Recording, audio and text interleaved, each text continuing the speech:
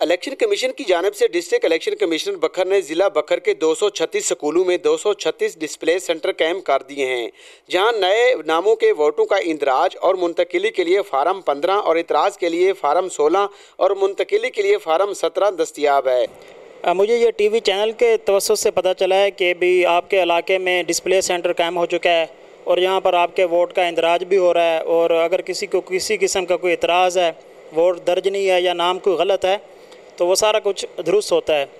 तो मैं अपने इलाके के डिस्प्ले सेंटर पर यहाँ पर आया हूँ और मैंने अपनी ये लिस्ट देखी है, तो लिस्ट में मेरा नाम शामिल नहीं था।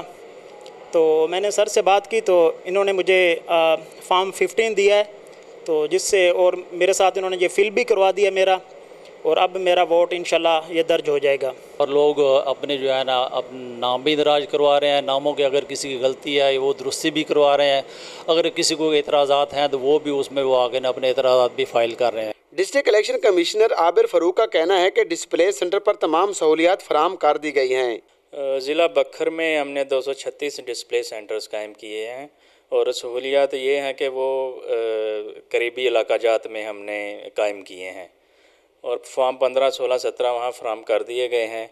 फॉर्म 15 जो है वो रजिस्ट्रेशन के हवाले से है, और फॉर्म 16 जो है वो अगर किसी को एतराज़ है किसी पे उसके हवाले से, और फॉर्म 17 जो है वो कवायफ की दुरुस्तगी के हवाले से है।